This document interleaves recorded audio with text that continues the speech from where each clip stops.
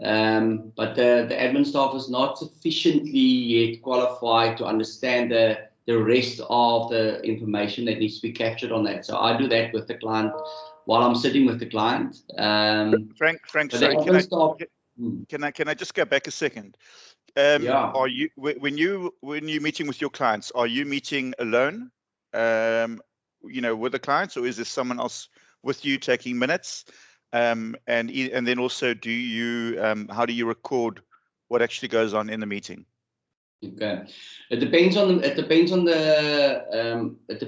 meeting, who the client is. So if it is an AB client, I do have someone with me that will help me with the minutes and prepare that and put it together. And once it's been prepared, they will give it to me for review before it goes out. Okay. And so it depends really on the client. So the client determines who's involved in the meeting and who's not.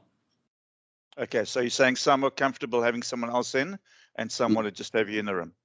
Yes. So when I sit in the room, I do take the minutes by myself, and then I will send it out afterwards via email. I'll just send out what we've discussed and what we agreed upon. Okay. All right. So you don't get into, and then if there's any paperwork to be done, let's say product-based, then you're not doing that. Your staff are doing that for you. Yes, so I've got the team that will actually prepare all the documentation and go with the client, go through the questionnaires and whatever needs to be done, and then they will finalize that process for me. So I don't really sit in that process. Okay. Russell, I'd like to ask you, because I know you operate. My understanding is that you operate pretty much on your own. I could be wrong. How do you work? Yeah, so up until recently, I do generally operate on my own, but I created a lot of like templates and processes in place with technology to kind of smoothen out the process. But like Frank also mentioned, I just hired my first junior associate now, starting in August. So congrats. Yeah, thanks. He's got the financial planning and legal background, but I'm training him as well to help with the admin. So my long-term plan for him is for him to get his CFP. But he's going to be sitting in on meetings as well and taking minutes like what Frank does with his clients as well. Because like you mentioned before, I was kind of doing everything of that, but like I kind of made templates to make the process more easier. But it does get overwhelming as the practice grows as well. So yeah. Okay, so I know you're part of the succession group. Do you get any services or anything from them? Unfortunately not. Pretty much the succession group is basically just compliance support. So most of the resources and the processes I've put in place is coming back from my own personal capacity and my own cost. And I would say technology has helped me quite a lot to kind of like automate and ease a lot of the processes that wouldn't have generally been possible. Okay. I know, sorry, I know Ben and I think Andre, I think you guys are with AdviceWorks. Is that, and so it's a similar, is it different? Do they offer you guys anything more? But particularly on the admin side.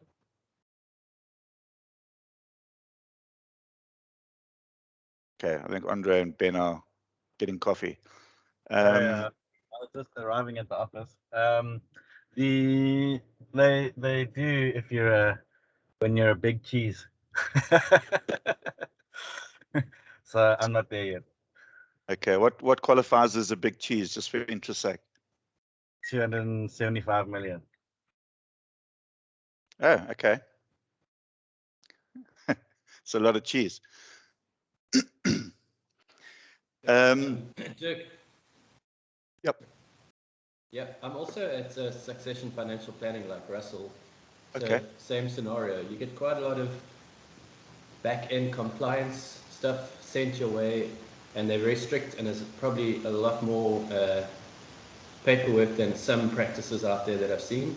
But the rest is up to us. Okay. All right. Salome, I know that you guys operate quite differently. I don't know too much about the Rich Ideas business, and I know that you, from what I understand, you will work in a supporting role to Terence. Yes. So the question was getting through all the admin. So what we're trying to do is just get a feel. We've got different businesses, different sizes of businesses, and obviously the idea of the smaller businesses is that they're going to grow. But how do you handle this? How do you guys handle your admin? Well, Dirk, well, last year I was still completely in an admin role while I was still learning, and the admin was very overwhelming. And then we tried to get in a virtual assistant just to help us with applications and paperwork, and that just didn't work. And then we got a lady in to work mornings only just to help with paperwork, but it's difficult. You need to have someone in the business full time. So we got a lady now, and she's been with us now 5 months. And just to help with paperwork and do general follow-ups with transfers and new business that we're busy with. So basically, Terence will see the client. I will sit in on the meetings with him, and then I will then handle the power planning part, and then she will do the admin part. Because there's no way that one person can do all of that. It's just impossible. The admin is just too much. Russell's doing it. I don't know how he does it, because I worked 7 days a week, 12 hours a day, and I just couldn't get through everything. So yeah. No, look, I mean, you can see that. I mean, when I started in the industry a long time ago, it was very different. We didn't have all this compliance stuff. It was, you had like a diary that you wrote in. You know, it's actually a book that you write in. And then, you know, we had to fill in application forms, which is also all writing because there weren't computers. So we've come a long way. Therese, I know you guys, you've got, so your business is mainly you and Brian. Jason, it's a EB business mainly, and then you guys are you picking up the individual planning side from there. You and Brian in Cape Town, Jason's in PE. So Therese or Brian, how do you guys work in your admin? So there's the two main advisors or planners or advisors in our business, my father and my uncle. They kind of get the admin support. So John will get support on the retail business side. I won't work with any support really, although Therese does help me a bit when there's overflow.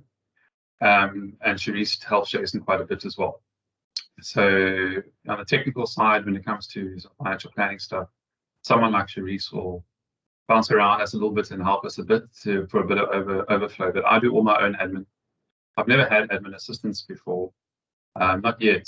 When the succession plan takes place and there's a move over, then the admin staff will be redirected, and we'll have to do quite a bit of upskilling because at the moment they're working according to the way a 66 and a 71-year-old would work.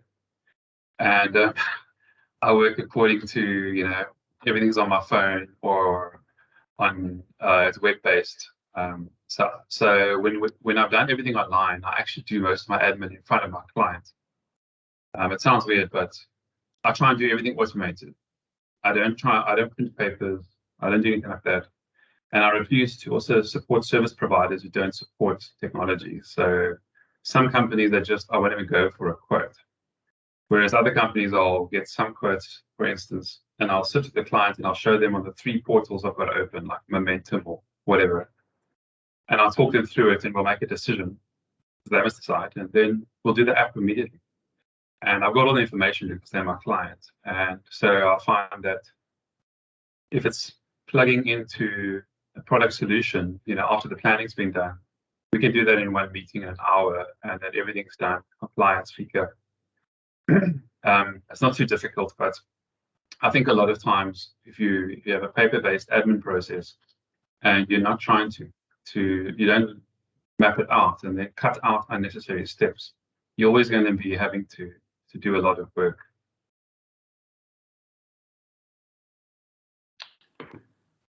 Okay, great. Simon, we haven't heard from you, so I know your business is, I think it's predominantly been a short-term business, and you running the advice side now. Not sure if Simon's with us. It could be with the kids. I am here. Can you hear me? I'm trying to Yeah. turn my Okay, great. Now my mic was showing it was still muted there. Yeah, so the business like Engine Room is the short-term side, so that's quite admin intensive, and they've tried to, you know, automate forms and things like that, but there's still a long way to go there. But they do have a lot of support staff, so they've got a claims lady, I think almost 2 or 3 people doing quotes. They've got 2 people who take, you know, advice, go see clients, help them out, do the actual face-to-face stuff. But on the life side, in terms of the advice, it's me and my father-in-law, and then we each have a PA. And I've spent a lot of time trying to, you know, get things to be more automated. There's still a long way to go. So I definitely, that's one of the big priorities. But unfortunately, yeah, like you said this morning when you asked, what are your issues? Unfortunately, that stuff is definitely still holding me back. It's, I think Brian mentioned it, you know, trying to get as many of the repeated tasks to be automated. And when you know, ultimately we're adding most value when we're speaking to clients, whether it's in a meeting face to face or over Teams. But you know, if that takes a lot of time when you're seeing a lot of clients, you then still need to put meeting minutes together for them, and then you've got all the other tasks that go with behind it. So having one PA, I've found has been, you know, not enough. I've actually spoken to another really good advisor, and they have a whole team. I think it's like seven or 8 ladies behind. And he takes control of all the face-to-face and client interaction stuff. So he still books his meetings because it's an opportunity every month. He has a sort of review list. He books his meetings. It's a sort of touch base and say, you know, where can I set up a time with you? So he doesn't outsource that, which I was quite surprised. But he spends almost all of his day in meetings. And it's amazing to see that he can still, you know, each person behind him in the sort of various admin parts of the business has their role, and they do it meticulously, like whether it's email worded meeting minutes or preparing quotes or you know, app forms. It's sort of seamless, but each person call it. I know admin is not a very glamorous title, but we all know how crucial it is in our business. They all seem very much sort of bought into the process. So they take, you know, each of them take their job very seriously, and it's, yeah, just super efficient. So I'm well off that, and I've realized, you know, having one lady to help is actually not enough. It's a lot of work for that person. They've got to do quotes and still keep tabs on the mails I send them, and they've got to have all the knowledge of the industry, really, because I mean, you know, it's easy to try and look for someone to help you, but you know, lots of mistakes come from people who are not familiar with the industry. You know, where there's something that they misunderstand, they fill in a form wrong or whatever. So I'm lucky to have her, but I actually need more. And when you get more, those people have to buy in. I know, Dirk, you've been brilliant at it, but they have to buy into your process. They have to be passionate about it, really, because you know, that hopefully will keep the accuracy with the stuff that they do each time. But it's a struggle for me. It's one of the things that I'm trying to work on top of still doing day-to-day stuff. So like all of us, you know, you have to prioritize things, and unfortunately, I feel like one of the things that's not neglected, but I'm always playing catch up is the admin side. Yeah, and I hear you. I think we've been there, and I agree. I think that, you know, admin is like it's a boring part of what we do, really, but it really is the backbone, because, you know, especially these days with compliance being what it is, you know, if you don't have a strong admin team, then you mustn't even try and see clients, because it's gonna cause problems. So yeah, look, in our business, obviously we established, so it's again easier for us. So, but believe me, I've been exactly where, you know, Andre and Russell and you guys are when you're starting off and trying to build something. And then, you know, I've also had it where we've had people in, but it hasn't been the right people, exactly for the reasons, some that you speak about, is people who don't understand what you're trying to do in the business, and and buy into what we do. So yeah, we've spent a lot of time, but really what is, I would say, when you're looking at hiring people for admin, really skill is important, but attitude is way more important. If you get people who understand what you're trying to do in your business and want to be part of that, you can probably teach them anything. But yeah, I think our admin people all around the industry probably don't get enough credit for the role that they play.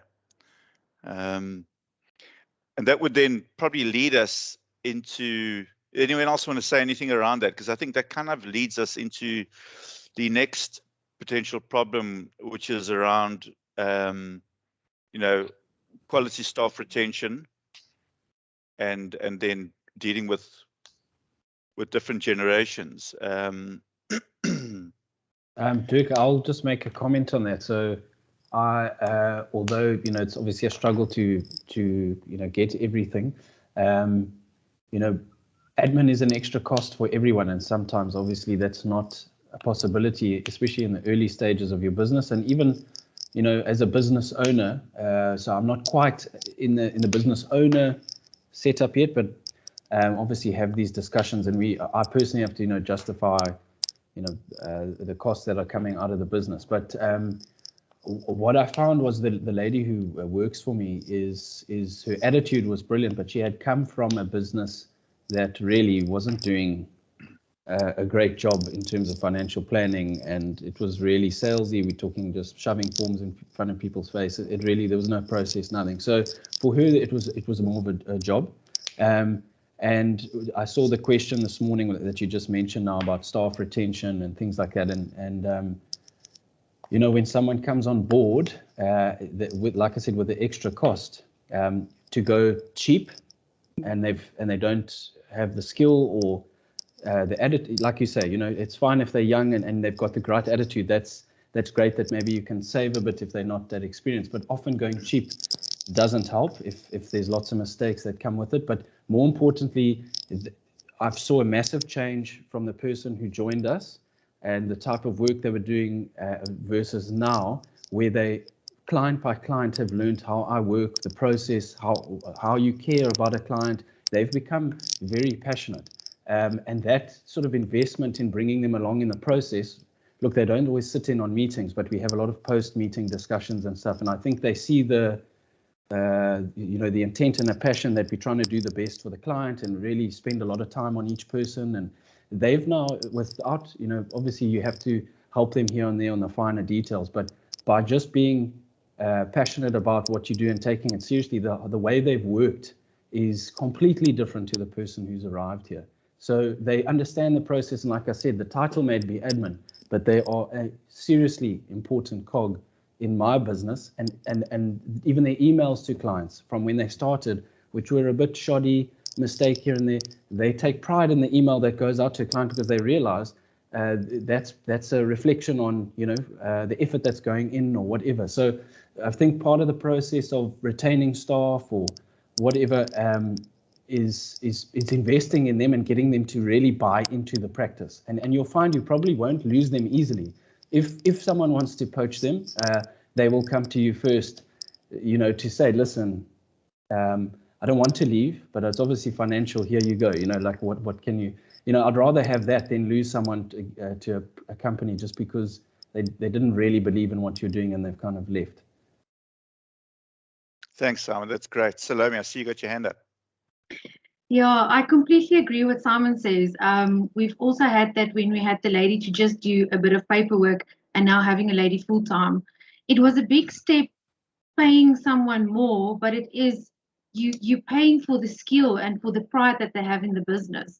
And it's almost also, if you have someone efficient, you have more time to get more clients. So in the end, you will actually get more money in to pay that person, because you don't have to spend more time on admin because they are efficient in handling all the admin. So yeah, that's what I feel. No, I'd agree, Salome. And I think also, and I mean, Catherine and Zoe are on this call, but I think what's important as well is that what's worked well at Client Care, I think, is that we've included, whereas admin is, I think, often seen as just people who sit in the back room, at the dark back room. You know, we include them in everything that we do, so they understand what we're trying to do in our business. And I think, I mean, pay is really important, but I think also, you know, working environments and then also opportunities. So, you know, we're trying to have everyone in the business can choose the kind of career path that they want. So Catherine, I don't want to embarrass you, but Catherine's studying towards becoming a financial planner. Again, because we are able to pay for that. So there's a monetary part of that, but what's more important is the fact that someone can actually develop themselves personally. I think that's really important. You know, whereas very much, I know when I started in the industry, like the admin people, they were literally locked up in the back room. You know, and you know, they would maybe bring someone tea or coffee and do all the horrible work. So I think that's important, you know, in a business as well. Any more comments on that? Yeah, I think, Dirk, this industry has a bad rep for, you know, you start out as an advisor and it's like throw you against the wall. If you can sell, you can stick. If you don't, you're out. But a great place to start is in the different admin departments to learn, to get some experience, to see how you interact with the client, to get some product knowledge. But then there are people who like that role and prefer it, and there are people who prefer to be face-to-face. The nice thing about starting in one of those positions is that you earn the skills and do things the correct way, hopefully in a good practice. And then should you sort of progress with the practice, you can then go into a client-facing role, take on your own clients. And like I said, maybe there are those in the business who enjoy being part of the engine room, but very much a part of the team. So the industry, unfortunately, has it quite backwards, especially in the corporates.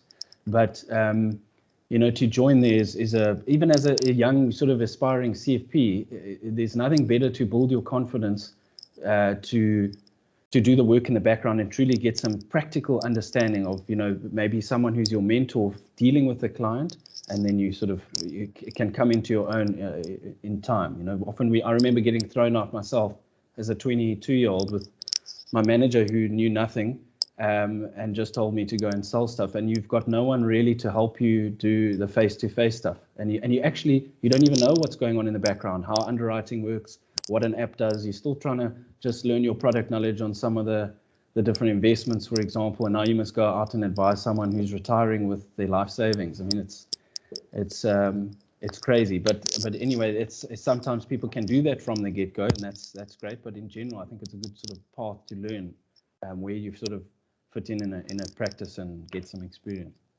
Yeah, I think we're heading down a road where I hoped it would go, but I mean, you know what you're saying about the industry is so true.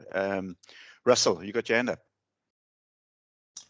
Yeah, I was actually just going off what Simon said as well. So I think also, and I was talking to Lalani of the FBI about it recently as well. It's probably also not only that, but our industry's also got a bad rep towards younger planners in general, which is why we have this issue of younger people not wanting to join our industry. It's aside from the perception that as policy salesmen is that if they work for a senior, they have this perception or idea that they're just going to push admin, you know, or just do admin and there's no career growth. And that's what I've seen, not with all senior planners, you know, with a lot of the senior planners in this room. You guys have taken a whole different approach, but I've seen with a lot of old traditional advisors or brokers, they've kind of wanted to just pay a young person, say 5,000 or 7,000 Rand fixed salary, and then all you're going to do is push admin. And I think what a lot of younger people are appealing towards or want more, which I'm sure many of you have seen, it's more appealing, obviously, especially in the UK, is that they've got this whole big thing about developing the admin and their paraplanners instead of just using them for admin. And I think that's probably the benefit that we have, in a sense, is that I actually feel with our first associate now more inclined to like mentor and coach them, you know, because that's kind of like what younger people are more attracted to. And I think it's just kind of like we have to change that perception so that more younger people, or just people in general, are attracted to seeing that, yes, you are coming into the business to do admin, but you know, you're going to learn the basics and the great foundation. And at the same time, if the advisor is willing to also grow that person, there's more value for that person than just I'm coming here for a paycheck or salary, you know. No, for sure. I think learning, I mean, yeah, I started off like Simon as a 22-year-old or whatever, and you had to do everything yourself. So the experience of having been through all that is immeasurable, because I think I got a friend who says, you know, what I've forgotten, you'll never know. But that's it. And I think the problem, also the flip side of that, is sometimes when I've learned that when you hire people who are in the industry on the admin side, they've been coached into thinking a certain way, because let's say they come from a very salesy environment, and to try and change that can really be difficult, because even just the language they use, like an app. I mean, I haven't heard that word in a long time. That's like from the dark side. But I mean, but that's actually, you know, that's normal. So I think what's worked well for us is getting people who've had no or very little experience in the industry, because then you know, you can mentor them and teach them a whole different way of doing things. Brian, I know that you operate, Brian Foster, I know that you're operating different to us at the moment, but I know that you've had experience working in the UK as well. Anything to add for us? Yes, it's a lot easier when you don't have to deal with products. Let me tell you. That's another story for another day. A couple of things that I've just sort of popped into my head as I'm listening to the conversation. I've come across a piece of tech which I'm using called Otter AI. It's a transcription service, and what I use it for is when I have, so if we had this Microsoft Teams meeting, this is recorded, I can transfer that recording to Otter AI and it'll transcribe the whole conversation. It'll put the speakers' names in and it'll date stamp it. So the idea of writing notes of a meeting suddenly disappears if, you know, most of your meetings are on Zoom or you're recording them. It works in English. It doesn't work in Afrikaans, unfortunately. So have your meetings in English and put them on Otter. So it's like I think the pro version is like $8 a month. It's not expensive. So, you know, relative to hiring somebody to type up your notes or typing your notes yourself, I think that's a massive win. Brian, sorry on that. Sorry, we've used that from time to time.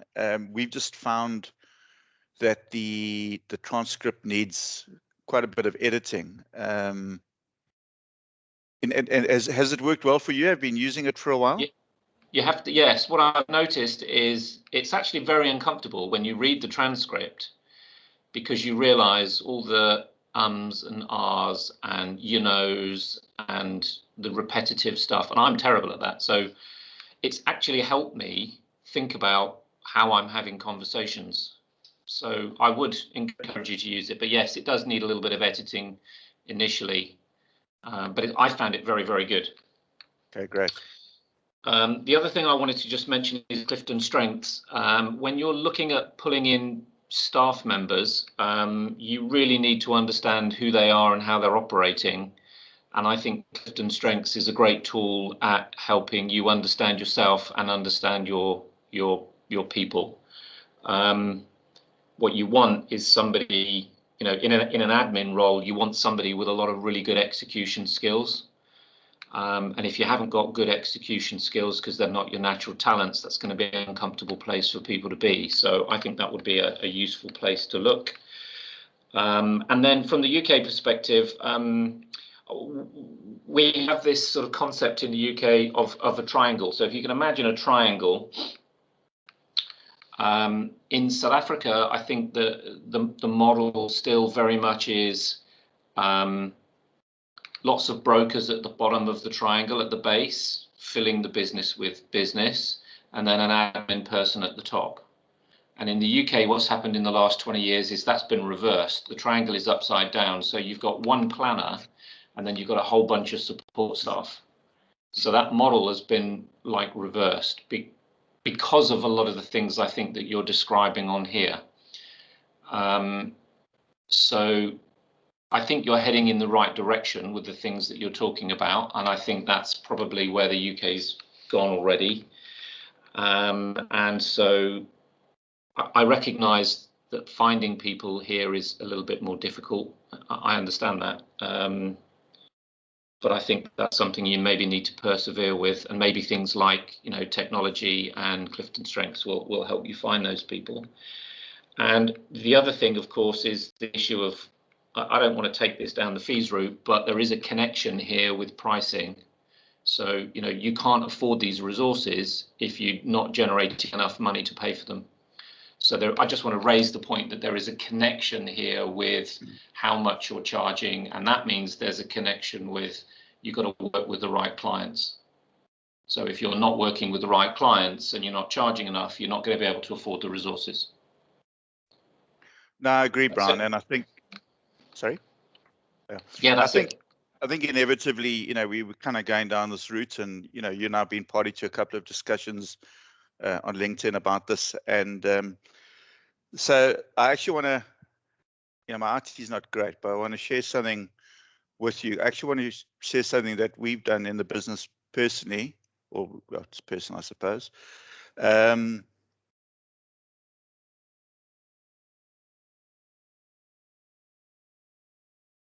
Okay, so can you guys see the screen? Yeah, got it. Okay. So you know, we can. This is, it's a fees discussion, but I think it's also not a fees discussion. It's an industry discussion, and there's been so much talk, and there is, and there will be, and there's going to be. There is so much talk about, you know, AUM versus fees and commission, and all these different ways of charging and of earning. And it's a good and it's robust discussion. This is now what I'm going to tell you is my personal view. You know, when and I've looked at this from our business. For the last 10 months, I've spent a lot of time looking into this. And one thing I've realized is, although it's a really just good discussion to have, and I'm not discounting and saying it's not important, the elephant in the room is really, I think, in this picture. You know, that blue ball is the financial services industry. Okay, and the little yellow heart there is lifestyle financial planning. I'm going to stop that now, and I honestly believe that, you know, as much as the whole fee thing is important, it is not as important as, you know, the only reason that heart is the size it is because if I made it smaller, I couldn't get LFP in there. Okay, because I believe that heart is actually a lot smaller. And the reason it's a heart, I believe, is because any true lifestyle financial planner is operating with heart, so what I call the care gene. Okay, and that brings with it a whole host of problems. So when I look at that and I say, you know, within that little heart, there are many ways of charging and earning, and they, as I said, it's a fantastic discussion to have. The bottom line is that little heart is still so small, and it needs to grow, because that big blue ball basically indicates what the majority of the industry is like, and that is that's the dilemma we have, but that's also where the opportunity is. So I mean, so just personally, I mean, I've been literally losing sleep on this for the last 10 months. I've read books. I've had, you guys know, Alan Smith, we spoke to him. I speak to Brian. Brian and I, he likes to call it debate. We discuss lots of things.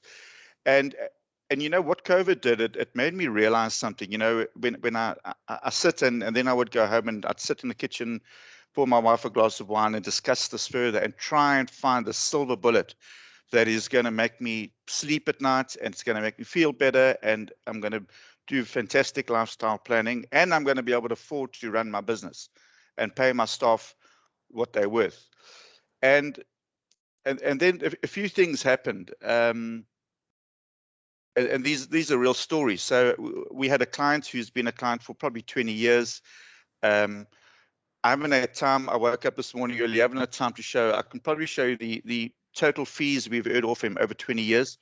But it's it's not that much, but he's been a great client in that he buys into what we do.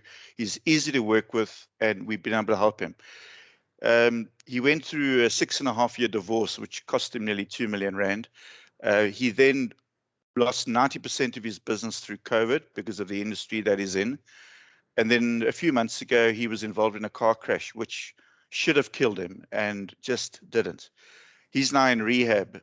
We've accessed any funds that he may have to pay his divorce, to pay maintenance, to keep the business afloat. He's living with family. His mother's just out of COVID. And so currently, he's not a paying client. Okay, this is a true story, which I think everyone could relate to. So the problem I have, and this is not a right or wrong. This is how Dirk has I processed this thing in my mind. If I was going to work on a flat fee basis and say, well, I've got 30 years experience, so I'm worth 60 grand a year, 5,000 rand a month. That's what I need to run the business, because I've got staff, I've got processes, I've got systems, I've got rent, I've got compliance, and all of that needs to be really good for me to be able to work with 100 clients per planner and pay for the whole lot and still have a life myself and make some profit at the end of the day. When I looked at that on a flat fee basis, I would have to tell that client that I'm very sorry, but I can't work with you anymore because of things which are really, the divorce may be partly his fault, but for the rest is completely beyond his control. And that was a real problem for me, because for me as a person personally, that's not who I am. That's not how I operate. And I know that the people in our business, I know Alex, Zoe, Catherine, that's just not who we are. When people go through difficult times, that's when we stand up and we help them with. So, my last meeting with that chap was, don't worry, we're going to help you rebuild, and we will. So, that's, and then at the same time, we had a meeting with the clients last week, who, when I started working with this chap almost 20 years ago, he was earning 6,000 rand a month. He's now worth almost 100 million. Got a great business. His business partner is a client as well, so his wealth kind of mirrors that. And when he started to work with us, we treated him exactly the same as we treated anyone else. Again, because we have, this isn't boasting, but those of you, I think most of you guys have the gene, because that's why you're on the call. You want to make a difference. So people that have that care gene, you just do the right thing, because that's the only thing you know how to do. So what happens is, we ended up working for free, let's call it. That chap's introduced me to another client who's also now came back to the country from the UK, has now got a business in the UK and a business in SA, and is accumulating at one hell of a rate his wealth, his investments. So when I looked at this, and I suddenly realized, when I was able to put faces to these stories and to who these people were, I just realized that actually, and let me tell you, that model, and those guys who know me, I'm not, I don't have wealth anywhere near some of the chaps who are down Cape Road, who have literally got 10, 20 times the personal wealth that I have. And, that's the industry, is where these people just accumulate. Some of them have got one support staff, and they've got probably, if we're talking in AUM terms, like $1 billion under management or whatever. And literally all that money is going into their personal lives. They're not giving anything back. But that's what the industry recognizes as successful. So let's be honest about that. And those people probably don't have the care gene that we have. So anyway, long story short, I've made the decision that the sliding scale on fees that we have, it works for us for now. I'm trying not to lose any more sleep. Our largest clients have got around 30 million with us. They are paying a lot less for good advice than they were paying years ago for absolutely no advice. And those clients are comfortable. They know where they are. We've recently got a client who thought she had 10 million. She's got almost 20 million. And we've saved her close to 100,000 Rand in fees per annum.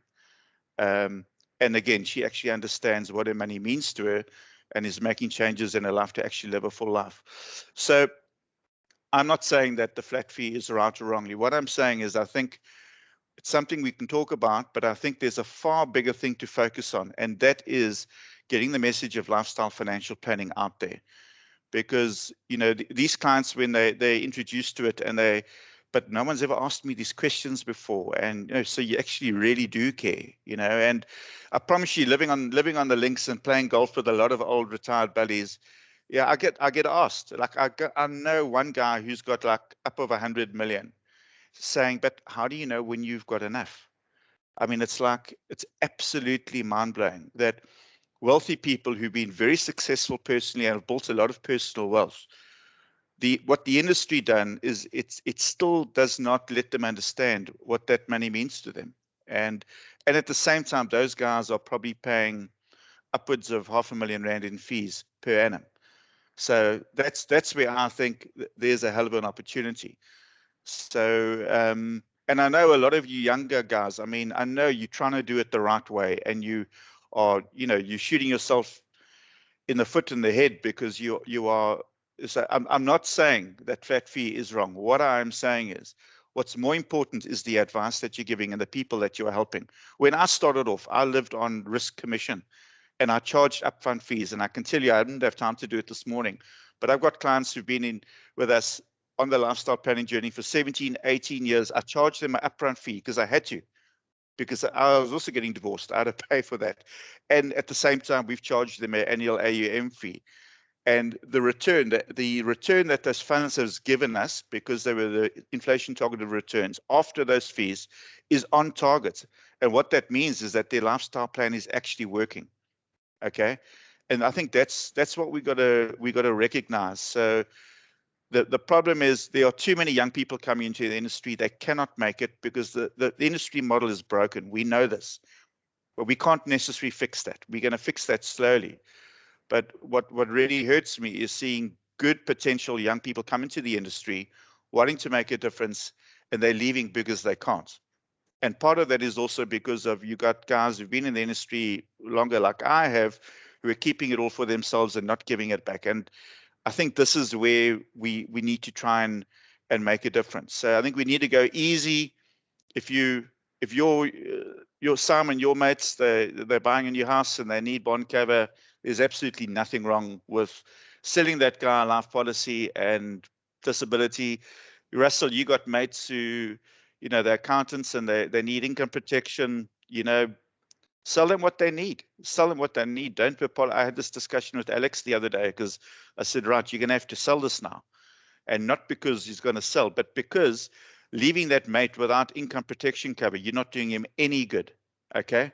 I've got a good mate whose permanent income disability has just kicked in, 75,000 Rand a month. It's rescued that family. Okay. Without that, that family would be destitute. So sounds salesy, but I promise you it works. So if you're doing good work like that, I mean, what isn't good is commission on investment products. We know that is never, that's not good. Okay. So yeah, that's my little rant over, but I needed to share that with you because for me it's been a journey.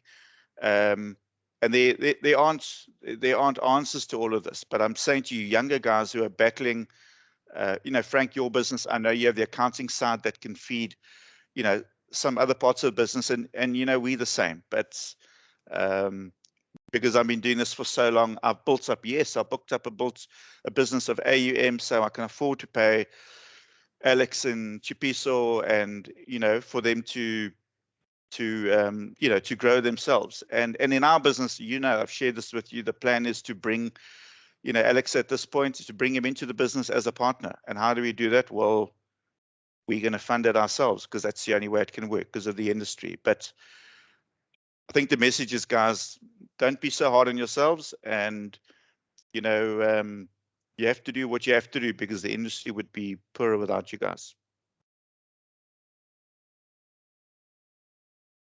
Okay, open for comments. Dirk, I like both those stories because they both talk to the same thing. You're 30 years in the industry and you're still spending most of your time on trying to find out how you can sort of charge the client in their best interest. And that's there isn't a perfect model for it. I know I've been on many calls with you trying to find out what is the best way to do it while you're still not sinking yourself. But I'm sure in time, as long as we keep having the right discussions, there will be something that will help advisors implement a mix of both, or a sort of a transitionary fee scale that you can actually manage. Because if you spend your whole time trying to manage how you're charging, and it's obviously absolutely crucial to know these things and to try and do it properly. But if you then lose focus, spending all your time on managing your invoices, or how are you charging clients, or following up on payments, and not spending time actually speaking to clients, you're losing your way in terms of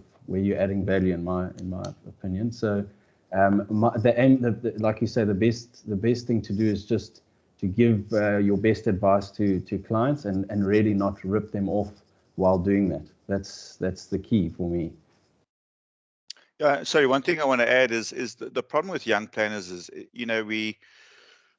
we want to be professional, okay, and I think we've got to be careful there, because if you look at if you think professional, you think lawyers and accountants, and they're probably the most corrupt people on this planet.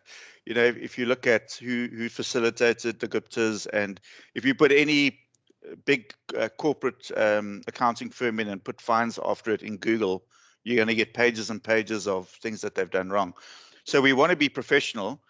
But the reality is if I need heart surgery tomorrow, Simon, I'm not coming to you because you're too young. I don't want you to experiment on me. And as harsh as that may be, because as sharp as you may be, we saw these doctor programs on TV, but that is kind of how the universe works. It kind of, people want people with a bit more experience, and then you'll end up paying a little bit more for that. But the problem with that is it makes it very difficult for young planners starting out, because also, it's just life experience. If you've got a 70-year-old and he's not going to learn a lot from a 25-year-old, unfortunately. I mean, he actually could in some ways, but there's a lot of things that 25-year-old doesn't have. And I mean, that's where the industry is cruel, but I think we've got to recognize it. We have to simply recognize that, and then nurture young planners to become more experienced. I'm going to say a last comment. I've spoken too much today. Next week I won't say anything. But for all the young guys on this group, obviously including myself, I might have a receding hairline, but I don't have silver hairs yet to give, the retiring guys that certainty of experience. So whether you like it or not, there's always in the back of the mind of a client when he's looking at a young advisor that, what does this guy really know? So I'll just give you a personal experience of a guy I've recently met who was retiring with his life savings. He's never had an advisor in his life. And post my meeting, which I thought went really well, so I would just say, often you have a gut feel if you've hit some rapport with someone or whatever. So I post the meeting, he left, and I was, I wouldn't say overconfident, but I just knew, okay, that went well. Hopefully I'll get some feedback from him. And he went quite quiet for a while. Post that meeting, he went and saw 6 advisors. 6. Okay, so I've never heard that before, but I specifically said to him in the meeting, we went through the engagement thing. We talked about fees at the end. I said, go and do your homework, go shop around. I always encourage that. Make sure you feel comfortable with who you work with, because you're going to be working with them for the foreseeable future when you choose. He went around and let's call it shopped around with different experiences, and by no intention, but through the 6, he got all different fields. He went to another independent, he went to tied agents, he went into the bank, he got them all. Guys, you would be shocked to hear some of the stories. So we are definitely doing such a great job. And the point of why I'm telling you this is because if you are young and you're worried about what the client is thinking on the other side, just speak with conviction. What we are doing here is, in my opinion, fantastic. the guy had papers shoved in front of his face. The fees I saw on the proposals that were sent to him, the types of proposals that were sent to him, was mind-blowing, absolutely mind-blowing. I couldn't believe that in an hour meeting, he was already getting told, do this, do that. The guys knew nothing about him.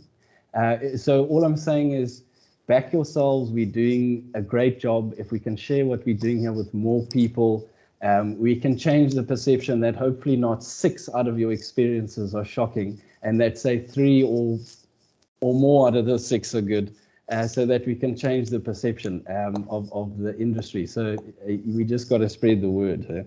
Still some really bad stuff going on out there. That's scary, eh? Brian, Yeah. I see you disagree.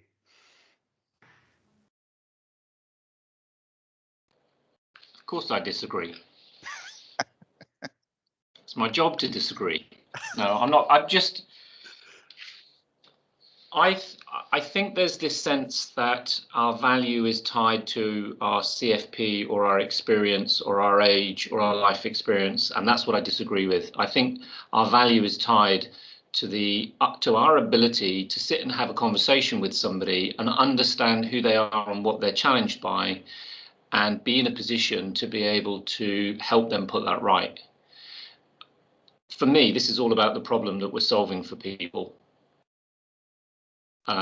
So if I'm, to use your example, if I need heart surgery and I'm going to die, frankly, I don't give a toss how old that person is, as long as they're competent and professional and I can be reasonably assured that they're going to solve the problem.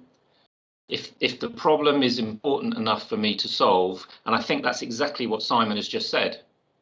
So this guy has been around to see these people, and what they've put in front of him doesn't make sense. And Simon, I hope you continue to do exactly what you've just done. So, I mean, I've written down a whole bunch of notes, which, based on what you were saying, Dirk, as I was thinking, if we went through those, we'll be here all day. I don't want to do that. I just want to encourage you that it's not about your age and it's not about your qualifications. It's about your ability to sit and have a conversation with somebody and get to the heart of the problem that they're really having.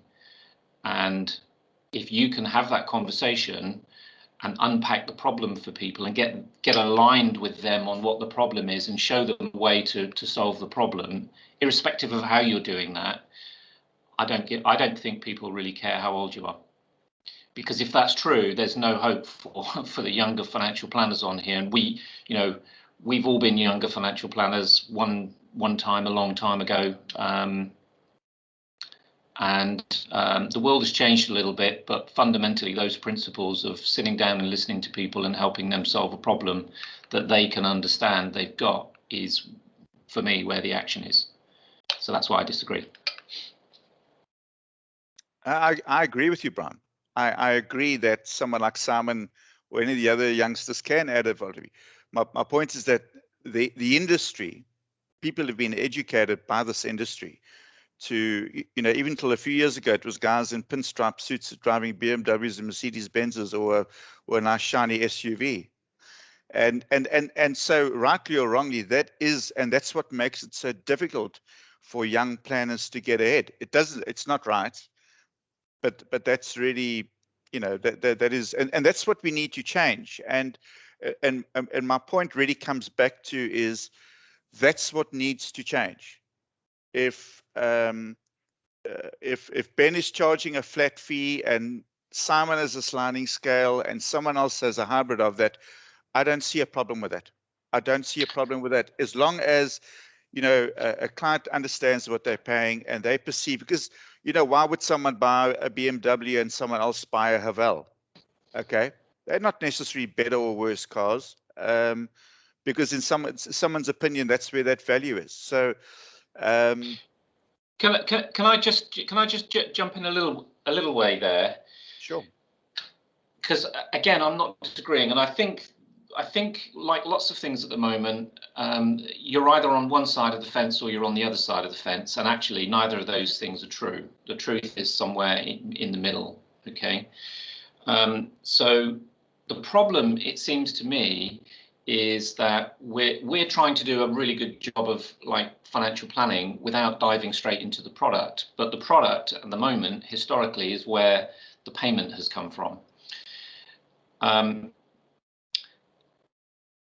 The reason I said I think your heart dirt needs to be outside of that circle is because I see the industry as the product manufacturers and the distributors of product, and the profession as a separate thing. It's like the medical profession, doctors, and the pharmaceutical industry. The two should be working in partnership, right? But when one side has all the power and all the control and all the money, that's really difficult to achieve. And what we're doing is swimming against the tide.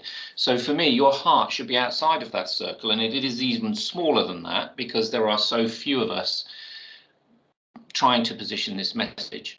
So for me, then the next point is we need to be separating the, let's call it planning, coaching, and advice from intermediation. There needs to be a separation between those two things. There needs to be a separation between diagnosis and treatment. You can't provide treatment unless you've got the right diagnosis. How you go about doing, we can argue about how you go about doing the diagnosis, whether it's an FNA or a shortfall analysis or a gap analysis or a 100-page financial plan. We can debate that, but the reality is there needs to be that separation. The challenge I think that we've got at the moment is for those financial planners who are trying to do a decent diagnosis but aren't getting paid for that diagnosis. And that is what I'm advocating for. When you sit in front of a client, you should be, however you do it, you should be paid for the diagnosis. Okay. And I believe the right way to do that is with some kind of fixed fee, because otherwise we're relying on assets under management, which means we need to sell an investment product, or commissions, which mean we need to sell a risk product, but they may come later. I don't actually care how you get paid. What I care about is the fact that you do get paid and you don't spend 60% of your time running around doing financial needs analysis and really great financial planning work and not getting paid for it. It doesn't matter how much you get paid initially. I don't really care. What I care about is the fact that you're not doing that work for nothing. Brian, does that make sense? Yeah, Brian, I wouldn't disagree with you, but the point I'm making is the reality is that we are not there. So that's a perfect world, and I would agree with you, and I would disagree. The implementation is really important as well, and the reality is that there are two aspects. So you're talking about coaching, helping clients. So coaching is a new angle that's coming in as well. So I don't want to get in because we're heading down a rabbit hole here where it's fees versus other models, and I don't want to go there. Not. Yeah, no, it's not. Okay, but I agree that the real value is in the advice and not in the product. I agree with that completely. But what I'm saying is, why? Yeah. So where we are right now, where this industry is, where it finds itself, is they are interlinked. Can we fix it right now? Not a chance. But how do we carry on making a difference in people's lives? For me, that's what's really important. So. Okay, and I get that and I agree. So my question then to the rest of the group is, how do you go about doing that and getting paid for it? Because I think that's one of the big challenges that lots of advisors are facing. So, Brian, in my example, the reason we've decided, or I've decided as a business that our fee model works is we still do work for free. We do work for free. So if someone will come in and they will go through our process, they will listen to our advice, they will implement something, and they will be part of a relationship with us that we want, we can help that person get to where they want. I look at the lifetime value of a relationship. Those of us who've been married for a while, I mean, does it always just go along swimmingly? I'm on my second marriage, and I learned a lot from the first, but believe me, life just doesn't work in a straight line. And when I look at what we do in our clients' lives, I mean, if we should, in our business, we're looking at only long-term relationships. We're not looking at being transactional at all. I'm not interested in transactions. there's nothing wrong if that is what you want to do. There's absolutely nothing wrong with that. But we only want long-term relationships, and so we are quite prepared to work with people who perhaps are not able to pay us what we're worth right now. But if we build that 30-year relationship, and that's where we've got younger planners in the business, if we are able to build that relationship, then eventually, I believe in time, we will get paid. So it's a really shit business model. You get a CA coming in, he's going to laugh at you, okay? But the fact is, the business model that exists in the industry right now only feeds the people at the top. We do all the work and they make all the money, and that be asset managers and be shareholders, okay? We earn nothing compared to what those guys earn, and they don't even know what we do. So for me, and again, that's our business decision, but for me, it would be very difficult to say, well, I'm sorry, that's my fee. You can't pay me. I can't work with you, knowing that because of my experience, I can help that person very quickly. Yeah, but I don't think that's what I'm saying, because every single business has clients that look like that. The fact is, you're able to do that because you're in the position that you're in. I think there are a whole bunch of issues. This is the stuff that I've written down. I think there's a whole bunch of issues that fall out of that. No, I agree with you. And I built my UK business on exactly the same basis that you built your business. So I get it. I completely get it. Can we hear maybe just from Andre? You've been quite quiet, and I mean, I know this is a battle you have. Ben, I know it's Bren and Brian. I know you guys and Cherise. Can we just hear from you guys? Just not. There's no right or wrong. It's just express your feelings on this. Yeah, I'll go. Yeah, so I'm confused as ever. Stuck in a position where if I don't write some new business next month, then I can't pay the bills. And I've also spent time yesterday and other days, obviously, working on a whole plan for a client, 20-page documents, calculations, etc., that may or may not, make any money, but it's the right thing to do. Yeah, I'm really confused, stuck between the middle. You get fully to the one side where you get excited about doing things like the way Brian does it, but I don't think I see enough of the right clients for that. And then on the other hand, you don't want to be the salesperson. So yeah, it's quite a mission for me. Andre, thank you for sharing that. I mean, no, I think we can all relate to that, and it's real, and that's why I wanted to bring this up today, because I think this is a battle that will be fought one day, but I think there are battles that need to be fought before we fight this one. And for someone like you to have to leave the industry, to put up with the amount of frustration and that you are, shows that you really do care and you want to make a difference. I'm not saying, well, we're not saying rip people off, but we are saying, if Andre Boer isn't in this industry in 5 years' time, the industry's lost something, and that's what I'm trying to avoid here. Ferdy? Sorry, I just ran out for a minute. What's the question there, Dirk? I just want to comment on the previous one as well, with the flat fee that you say that's your fee model and so on. It's difficult for me to have that conversation with the client and see, okay, they can't afford this flat fee, so I'm gonna do it for free or whatever they can pay and so on. So I take on the client, and it's perfect and it goes well.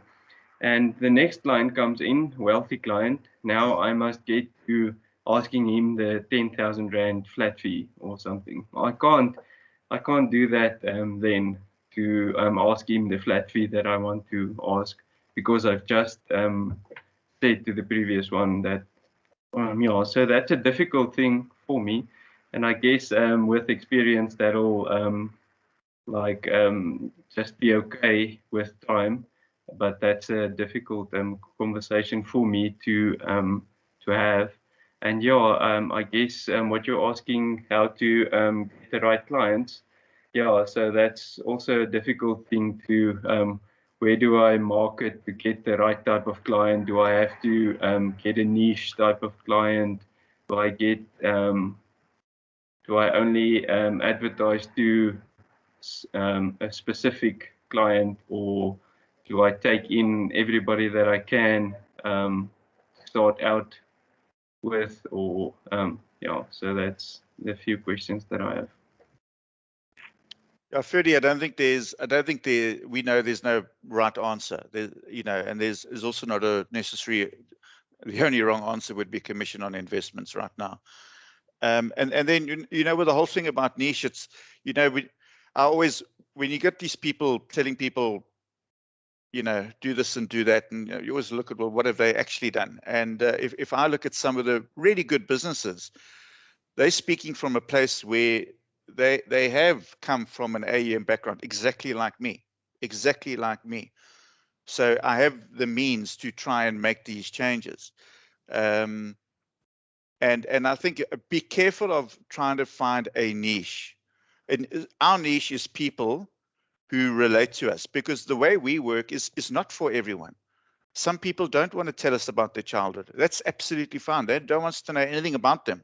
They want to know where they're going to get the best return. And that's cool, but we're not going to work with those people, and that's absolutely okay. But if you wanting to make a difference, work with anyone who you can relate to. We all have unique personalities, and we're going to relate to different people. Alex will get on with people that won't get on with me. And that's fantastic. And that's why you want different people in a business, yeah. So, and you know what, I mean, I understand. Maybe what you should do is you have an offer. I can do this or I can do that. If you get a young person who can't pay you, but you can see that they really, they want to do the right thing, and they want to then help them. You can have 2 or 3 fee models. I don't think there's anything wrong with that. Again, what would be wrong is if you leave this industry. That's the problem here. It's a far bigger problem than, whether you're earning some risk commission or whatever. All the people your age, I promise you, most of them don't have sufficient income protection. It's the most underrated. It's the most important benefit in this industry. Yeah. Brian? Brian with a Y. So, yeah, this is quite a deep conversation. I must be unprepared. Yeah, I think if I reflect on a lot of what was said now, I think that different things work for different people and in different situations and different businesses. If you have 300-400 clients in your FA practice, maybe like ours, and you're trying to change things around, you have flexibility in terms of, for instance, how you get remunerated, because you have a steady flow of income anywhere. I speak to a lot of other planners as well about how they do business, and I look at the Americans, I look at the British. Spent 12 months with Brian, obviously working with him, and there's what I think is that it's obviously criminal if you're starting out. Someone like a young planner who's starting out themselves, maybe where Russell was several years ago, or whatever. It's criminal to work on hope. I think hope isn't a good business plan, and to hope that one day that client might remunerate you for your services, that's a bit tough. I think you've got to pick your battles, especially when you're starting out, because you need to get paid. Whether you say to someone, "Look, yeah, I'm going to get paid by a commission," and therefore, the the client does need it. If the client does need it and you get paid for that, I think that's fine. That doesn't make a difference to me at all, and it shouldn't make a difference to the client.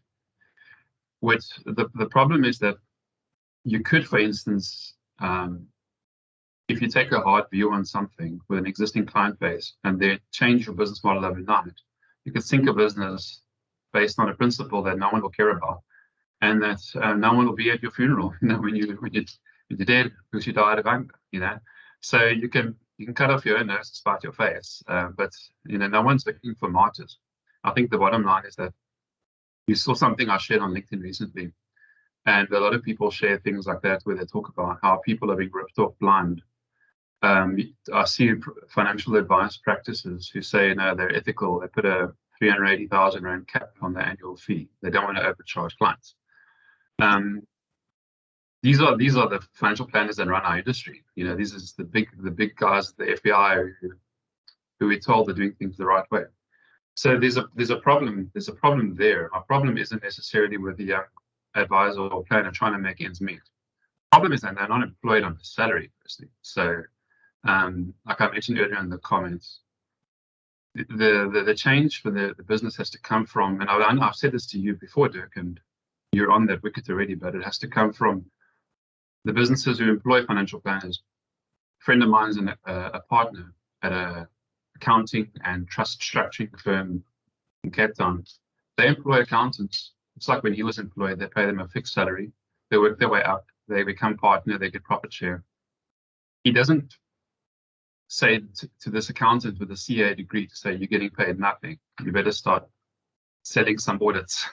They work very differently. It's very professional, and they build up their business in that way. I think that the problem is this all comes down to the business model of how, everything comes down to how you get paid, but then also if you perpetuate that cycle by asking 22-year-old with financial planning degree or honors to solve your cash flow problems for you and to try and make some sales, because that's just a cycle, and that is the problem for me. Unfortunately, if you start by yourself, which I think is extremely brave, I would never do it, and I think it's probably virtually impossible to be a proper, good, ethical financial planner in South Africa and to start with nothing. I think it's extremely difficult. And I think if anyone on this call can do it one day and does it successfully, they can write a book about it, because I think the odds are stacked against them. I think the employers like Dirk, yourself, Frank, who's probably doing it as well, I'm pretty sure. The opportunities have to come for people entering the industry at that level, and they must be brought up kind of like a tiered structure. It can become quite structured almost. You have proper financial planners doing proper financial planning who are brought on because your business is so awesome. You have a lot of clients. You need more hands on deck. They become senior, they become partner, they get profit share. There's your succession plan. Everyone's getting paid well, and the clients are paying you. So it's a long discussion, and I think you could have probably an 18-month course on just this issue alone. But at the end of the day, it's very frustrating for me when people try to firstly into this profession. We're all technical people, and we're expected to be flashy salespeople. It doesn't work, and then they leave it, and they just become a BC or an insurance company because they had all the qualifications, and they just couldn't cut it, and they could never do what they really wanted to do because we associated ourselves with the industry. We're just really not, and I think that we can use the industry when it suits us, and if we have to get paid via them in the beginning especially. But I just don't think working for free in the beginning is an option. You need to feed your family, you need to feed yourself, and to get paid as long as you're comfortable. As they say, the softest pillow is a clear conscience, and I think that many advisors out there today, they sleep knowing that there might be a crawlback that will sink them. That's not sustainable. You've got to find the balance, and I think as long as you do that, and as long as you're doing what everyone on this call does, is provide a proper LFP solution and service to your clients, then it's going to come right. But it's going to take time, and unfortunately, there's only a couple of us on this call, but there's probably like 20,000, 30,000 advisors in South Africa. So we are on an island, but that's fine because the mainland sucks. Thanks, Brian. Yeah, and I think if you guys, once you wrestle ownership from the older stock, you guys can probably make quite a difference as well. Russell, I know so you're operating on your own. And I know we've had this discussion before as well, where I've told you that you're not charging enough. Yeah, so I think I understand where Brian comes from. Yeah, I think for a lot of young planners entering the industry, it is really hard. I mean, especially since, you have to first and foremost face that, especially if you come out of varsity, you're facing being inexperienced, and then your personal doubts of like really, really if you have the ability to advise clients. So I think within the first few years, it's probably the toughest for a younger planner trying to gauge that. And I would say I'm just fortunate that I did have mentors along the way that kind of guided me, but I can understand where a bulk of young planners, they eventually leave the industry or they're going to work for corporate because, of facing the negative perceptions people still have about financial advisory and them thinking that there's no career growth. And also, again, on top of that, struggling with like not getting remunerated properly. I think, especially in South Africa, I know it's different everywhere else, but I know in South Africa, within the current demographic, it's difficult because in the beginning, you basically are working for free with the hope that, the client's going to sign with you at the end of the day. And like you spoke to me about it as well, Dirk, that there's nothing wrong in the beginning of, taking commission or charging commission on products, if you've done the work that's due.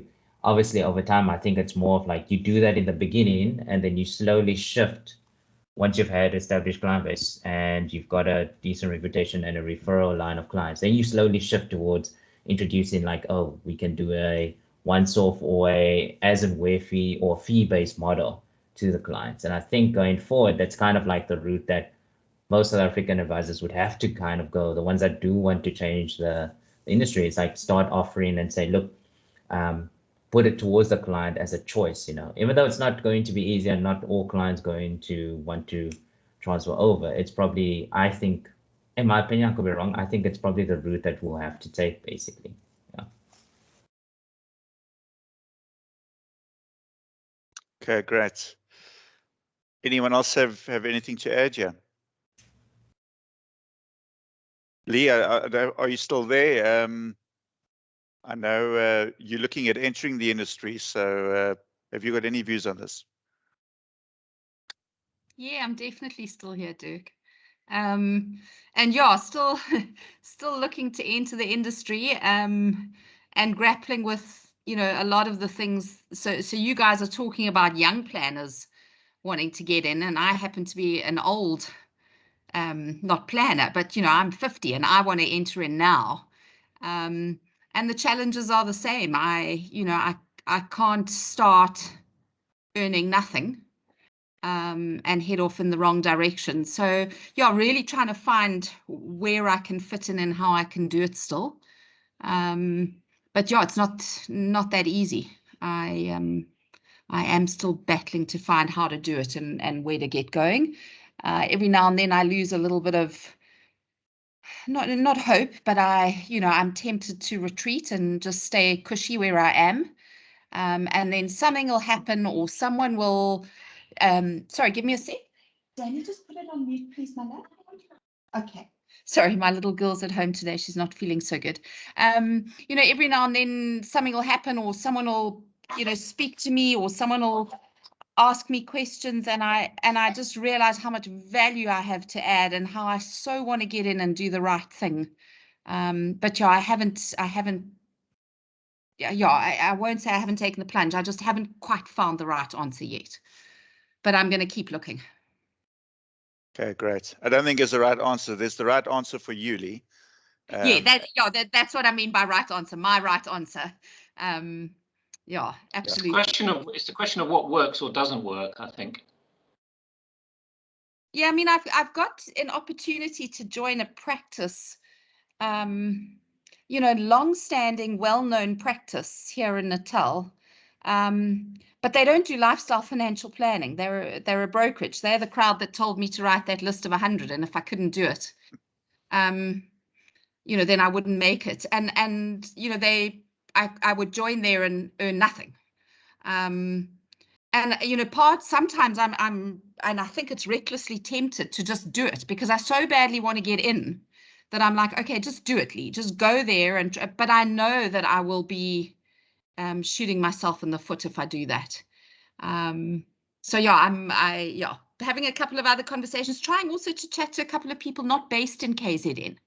You know, I think with COVID and you know how we've learned to work remotely, you know, I don't know how material it is that the practice or the planner is based here. So having a couple of chats with people based outside of KZN, although I still think ideally I'd like to, you know, sort of work alongside someone or be with someone just to gain that bit of experience. So yeah, I'll keep plugging away.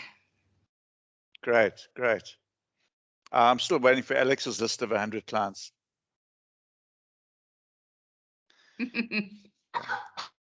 Guys, anyone have anything else to add? Otherwise, I think it's been an interesting chat, and thank you for everyone's input.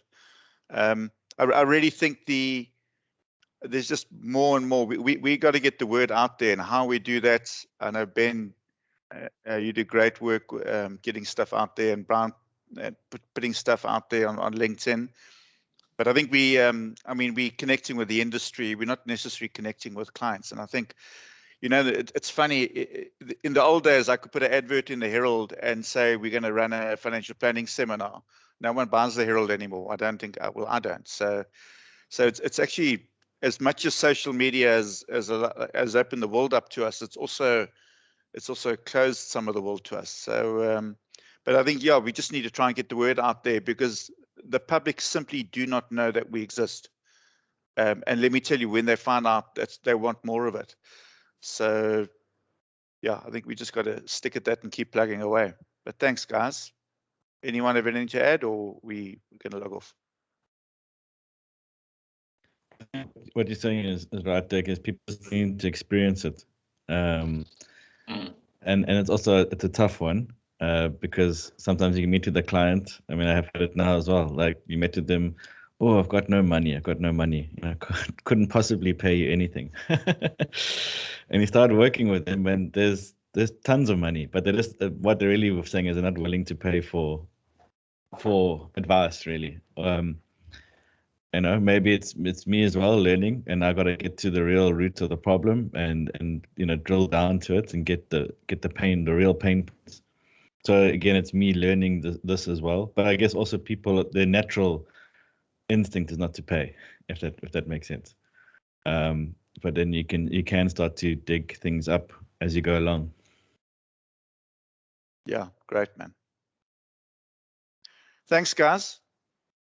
Have a great week, and really, if any of you guys need a chat to anyone on this group, I think we're all here for each other. So it's all about supporting each other. So yeah, feel free to reach out to anyone. Okay. Great, thanks, Dirk. Cheers, guys. Have a great week. Bye, everybody. Okay, bye.